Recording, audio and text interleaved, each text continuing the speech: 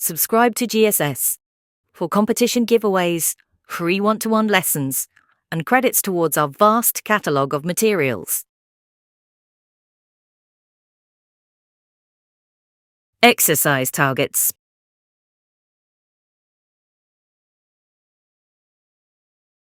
Vocabulary exercises. Pronunciation practice.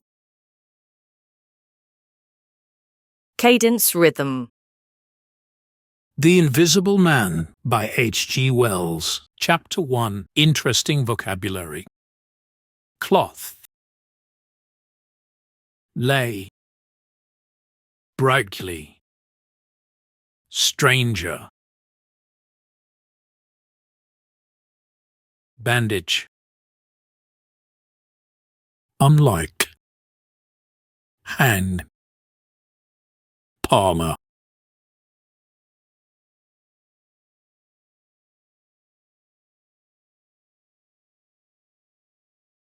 Chapter 1. The Strange Man's Arrival. The stranger came early one winter's day in February, through a biting wind and the last snowfall of the year.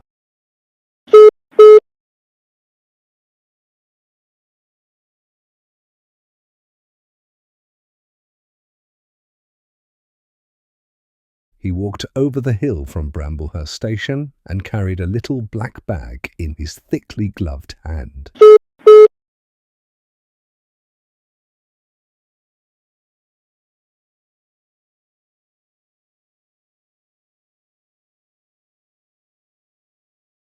He was wrapped up from head to foot, and the edge of his soft grey hat hid every part of his face except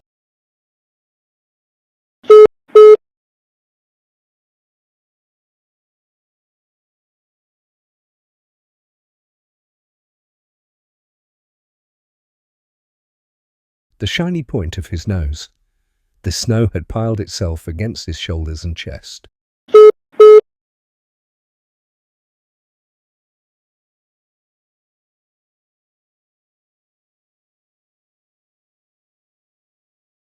He almost fell into the coach and horses more dead than alive, and threw his bag down. "A fire!" he cried, "in the name of human kindness."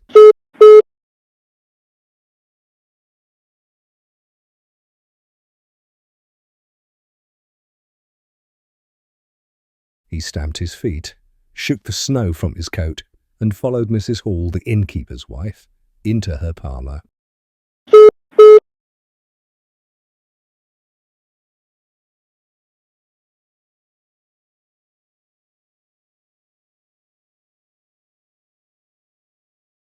There he arranged to take a room in the inn and gave her £2. Mrs. Hall lit the fire and left him there while she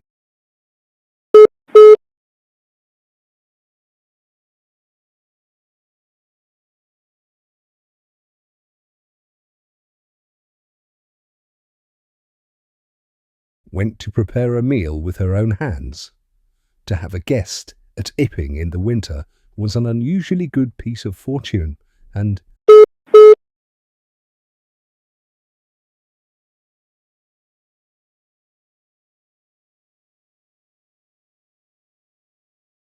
she was determined to show that she deserved it. She put some meat on the fire to cook, told Milly, the servant, to get the room ready for the stranger.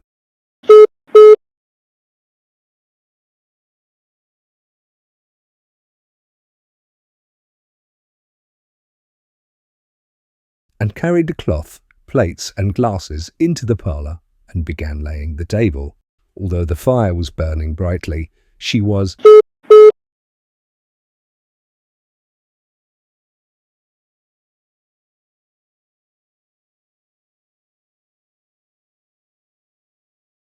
surprised to see her visitor still wearing his hat and coat, and stood with his back to her, looking out of the window at the falling snow in the yard.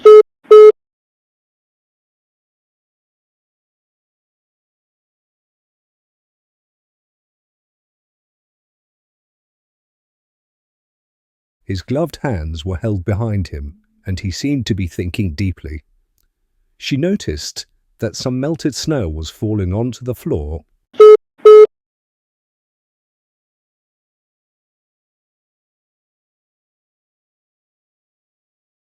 from his shoulders. "Can I take your hat and coat, sir?"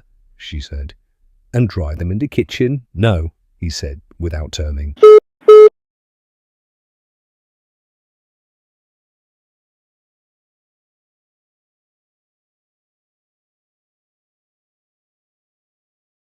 She was not sure she had heard him, and was about to repeat the question. He turned his head and looked at her over his shoulder.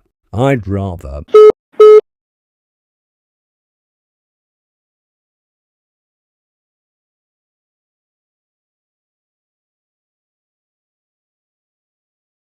"Keep them on," he said firmly, and she noticed the big blue gloves and bushy beard over his coat that almost hid his face.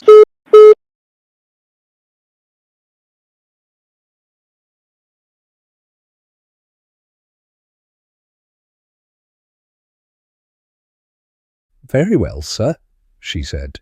"As you like. Very soon the room will be warmer."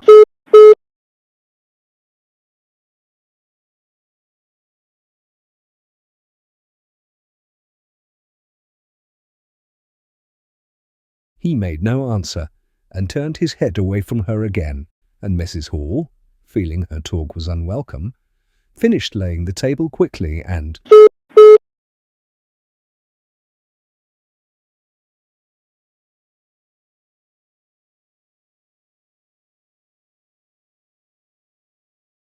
hurried out of the room.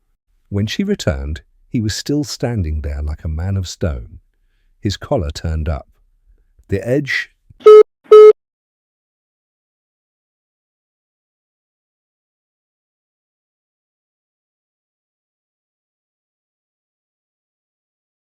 of his hat turned down, almost hiding his face and ears. She put down the eggs and meat noisily and called rather than said to him, "Your lunch is—"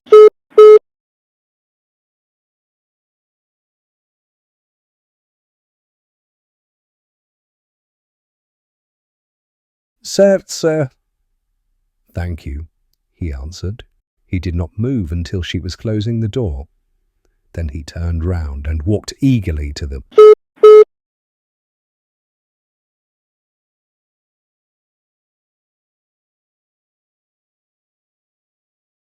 table. Mrs. Hall filled the butter dish in the kitchen and then took it back to the parlour. She knocked and then entered at once.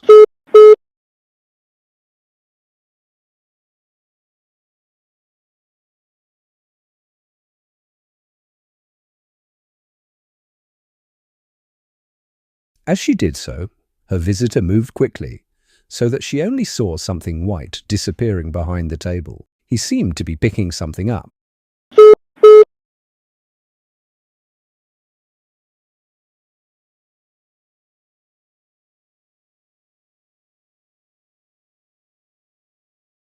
From the floor. She put down the butter dish on the table and noticed his hat and coat hanging over a chair in front of the fire.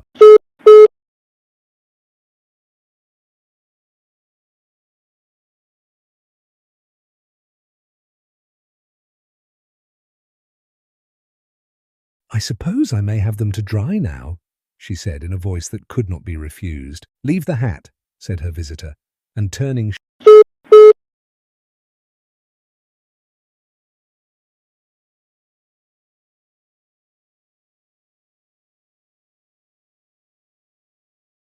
she saw he had raised his head and was looking at her.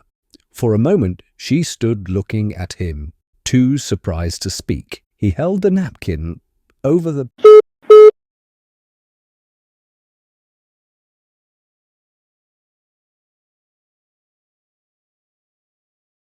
lower part of his face, so his mouth and jaw were completely hidden.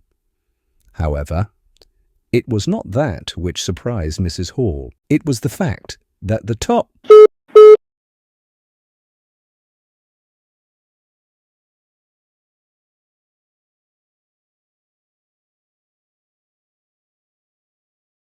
of his head above the blue glasses was covered by a white bandage, and that another covered his ears, leaving nothing of his face to be seen.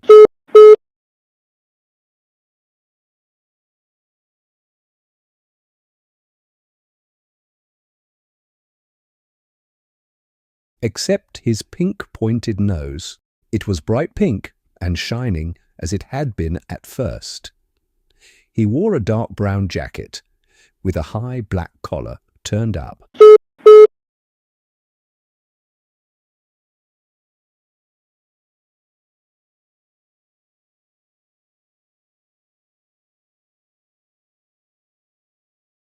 About his neck.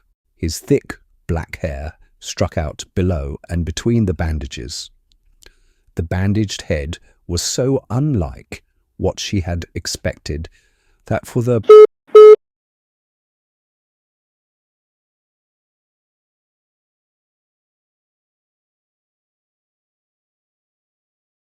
moment she stood staring at it. He did not remove the napkin, but remained holding it, as she saw now, with a blue-gloved hand, and looking at her.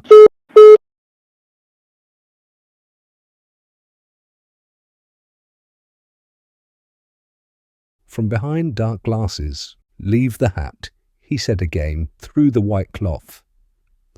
She began to feel less afraid. She put the hat on.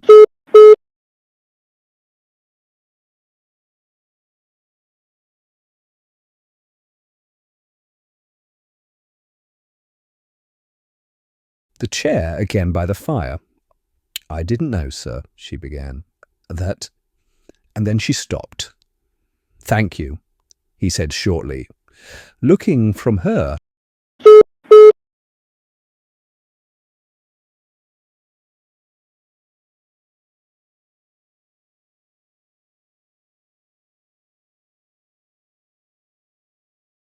to the door, and then met her again. "I'll have it nicely dried out, sir, at once," she said, and carried his coat out of the room. She looked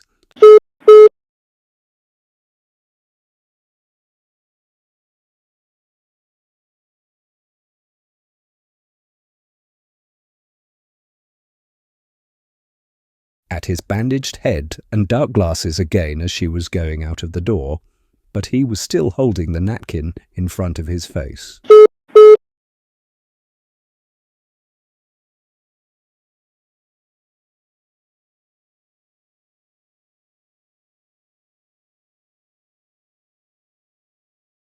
End of Part 1b. Modal Auxiliary Practice.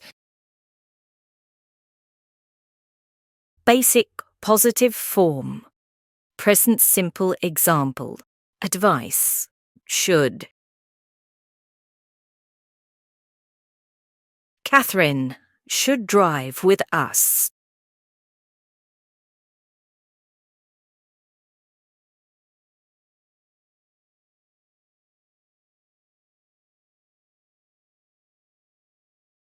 Advise protagonists from this chapter things they should or should not do.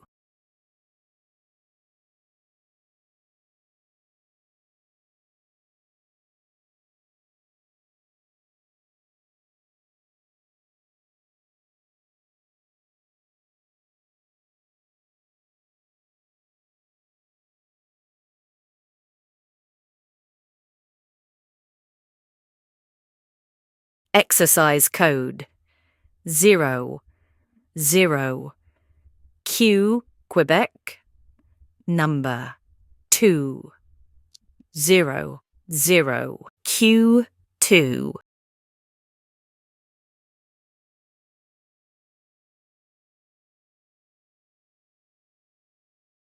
Send your answers to GSS_2024_66 or ask your teacher for options.